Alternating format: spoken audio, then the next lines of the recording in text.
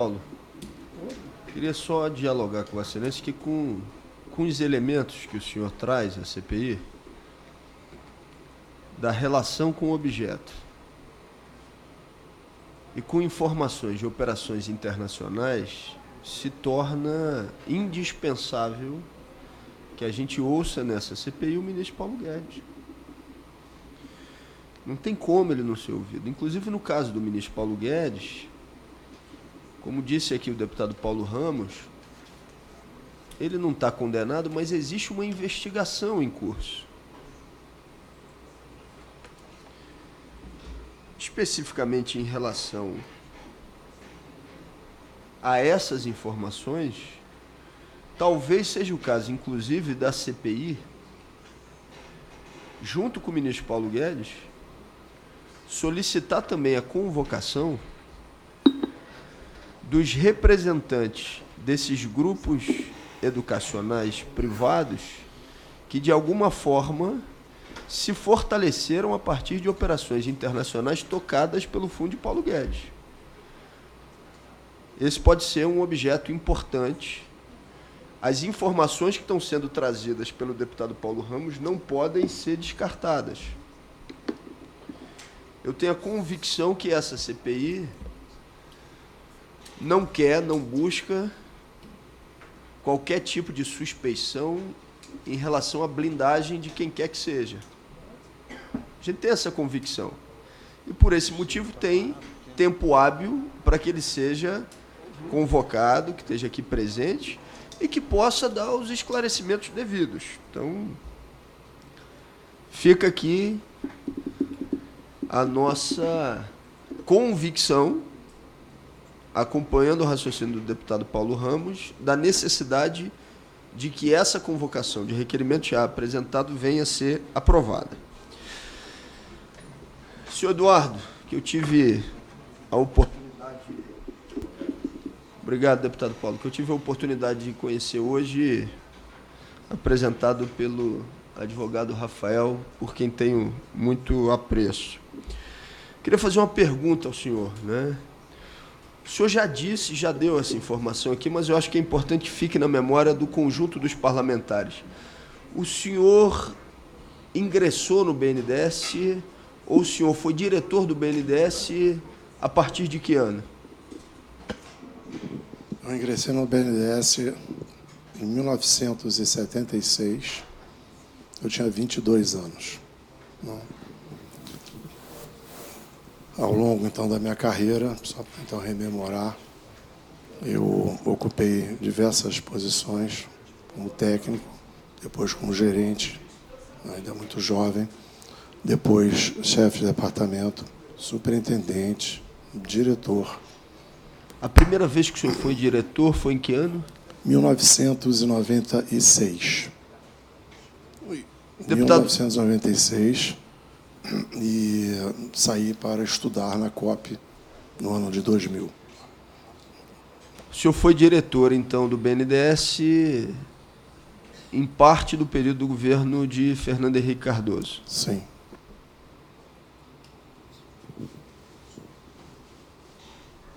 Queria pedir a atenção do deputado Macris, porque o deputado Macris fez uma pergunta a Vossa Excelência. Se foi feita uma alteração estatutária que permitisse que o BNDES realizasse algumas operações internacionais, ou seja, e o senhor disse que sim. Eu queria saber se também foram feitas, ou se podem ter sido feitas, alterações estatutárias para que o banco se adequasse à política de governo, por exemplo, no período de Fernando Henrique Cardoso, para fortalecer uma política de privatizações. Isso é possível que tenha acontecido também no momento em que o senhor foi diretor pela primeira vez? Há essa possibilidade? Alterações de estatuto no banco, elas são, não vou dizer que elas são comuns, mas elas acontecem, né? As políticas de governo, elas se modificam, repetindo. O banco, quando começou, né, na década de 50, Logo em seguida veio o plano de metas. Eu, quando entrei no banco, ainda nessa idade assim bastante jovem, vigia o segundo PND, substituição de importações, algumas outras que eu não me recordo, que o André Salcedo mostrou ontem, mas, enfim. Depois o programa de desestatização, nessa época exatamente em que eu estava lá, e depois PITS e PDP.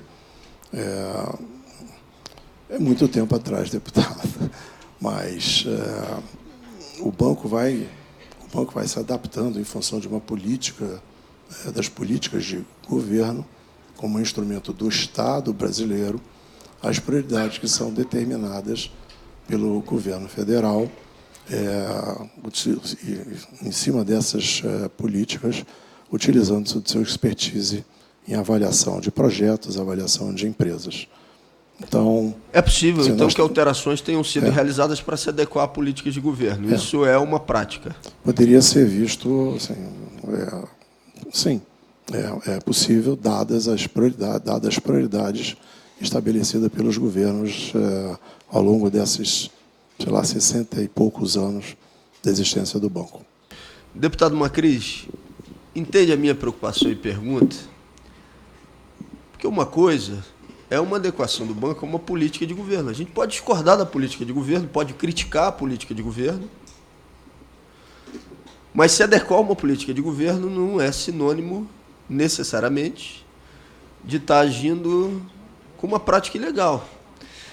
Infelizmente, e eu faço essa crítica constantemente, a gente faz isso toda semana aqui na Câmara. A gente altera a legislação para atender política de governo, onde determinados setores vão ser beneficiados a partir dessa política. Políticas que a gente critica, mas alterações são feitas para dar esse atendimento. O que é aquilo que está sendo feito pelo governo Bolsonaro agora, que é o encaminhamento de alterações legais para permitir a privatização e a entrada de alguns grupos econômicos que já são conhecidos no Brasil e no mundo, para que eles possam especificamente assumir o controle, deputado Kizai, sobre determinados espaços de mercado. Certo? Eu considero isso um absurdo, mas esse absurdo não pode ser considerado, num primeiro momento, ilegal, porque é uma adequação a uma política de governo. Ela pode ser contestada, mas ela não pode ser necessariamente sinônimo de uma ilegalidade.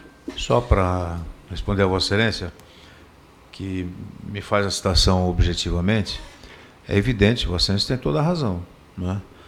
A pergunta que fiz, de uma alteração numa carta-consulta, do Estatuto, para em seguida termos a viabilidade de uma política, como Vossa Excelência disse, de exportação, ou de investimento, ou de aporte de 2 bilhões de reais a um grupo, é evidente que isso tudo vai precisar ser casado com o processo investigatório que nós estamos fazendo aqui. Se houve ou não dolo, se houve ou não um objetivo claro na direção de privilegiar um grupo econômico. Essa é uma questão que a CPI vai, depois, juntando as informações, saber se isso foi feito de maneira a privilegiar interesses que não o do Estado brasileiro, não é? Ou se realmente foi uma lógica absolutamente normal de uma política de governo. Isso a investigação é que vai aprofundar. Eu só estou fazendo essa ponderação porque, se nós considerarmos que política de governo que dá atendimento a grupos econômicos em detrimento dos interesses do Estado brasileiro, isso ser sinônimo de ilegalidade, eu, que não sou um defensor da prisão como instrumento de solução de todas as mazelas brasileiras, diria que o governo Bolsonaro, então, tem que ficar todo mundo preso, porque o conjunto dos ministérios atende a interesses econômicos com legislação específica para setores específicos. É o que o governo faz. Isso está sendo votado na Câmara dos Deputados toda semana. É uma ponderação, com todo respeito à Vossa Excelência. Ok, deputado. Para eu dar continuidade, eu queria concordar com o relator deputado Altineu. Tem que ter uma política de quarentena. Essa história da pessoa trabalhar no setor público, depois ingressar no setor privado, onde existiam relações. Isso é um absurdo, isso é um equívoco. E acho que mais equivocado ainda e mais absurdo é o que está acontecendo agora. Que é o quê? O cidadão sai do setor privado, entra no setor público, privatiza e atende aos interesses do setor privado dentro do setor público e depois retorna ao setor privado com aqueles segmentos onde ele teve a oportunidade de privatizar, que é a política de governo oficial que a gente está tendo no Brasil agora. Né? Ou seja, é o que o governo Bolsonaro está fazendo. Isso é absurdo e eu concordo. Acho que tem que ter regra, tem que ter um estabelecimento de regra, porque, ou seja, se não é ilegal, eu considero também que é algo que precisa ser por nós combatido. Né? Ou seja, está acontecendo, por exemplo, no setor de educação do Brasil. Você bota um agente de mercado faz todo o trabalho de privatização do setor e, quando acabar o governo, ele vai voltar para o setor privado. Também acho que é um equívoco. Só para concluir, presidente. Senhor Eduardo, eu queria saber do senhor o seguinte. Em relação à Operação Bullish, o senhor... O relator deputado Altineu apresentou aqui a denúncia do Ministério Público. O senhor foi condenado nessa denúncia, acho que era importante o senhor repisar essa informação, e, além disso, né, o senhor teve a oportunidade de se defender em relação a esse processo? Houve algum tipo de audiência nesse sentido? O Judiciário deu a possibilidade do senhor de fazer uma defesa ou não? Sobre o que está contido no relatório do Tribunal de Contas da União, eu não vou nem me manifestar, porque ele pode ser meio de prova para um processo judicial, mas o TCU ele não acusa, ele não tem poder judicial de acusação. Quem faz isso é o Ministério Público. O TCU é um órgão auxiliar do Poder Legislativo, inclusive. Assim. Mas, em relação à denúncia do Ministério Público, tem condenação do senhor nesse processo? A denúncia do Ministério Público foi rejeitada liminarmente, sem a necessidade, sem qualquer necessidade de uma defesa da minha parte, liminarmente. Tá. Se o senhor pudesse... eu não tenho acesso a essa afirmação do senhor, porque a denúncia que eu tenho data aqui é de 14/3/2019. Então, se ela já foi rejeitada, se o senhor pudesse encaminhar aqui para a comissão esse documento, por favor, doutor? Presidente, eu estou satisfeito, eu tenho procurado ser muito cioso aqui nessa comissão dos nossos objetivos. Não escondi de ninguém desde o início dos trabalhos que tem uma preocupação, que sei que não é a intenção dos senhores, mas uma preocupação com uma tentativa de criminalização dos bancos públicos e, consequentemente, de servidores, trabalhadores desses bancos.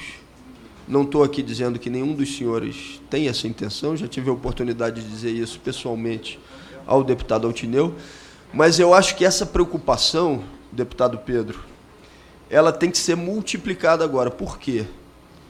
Para que a gente não seja acusado de utilização de instrumentos institucionais para abuso de autoridade.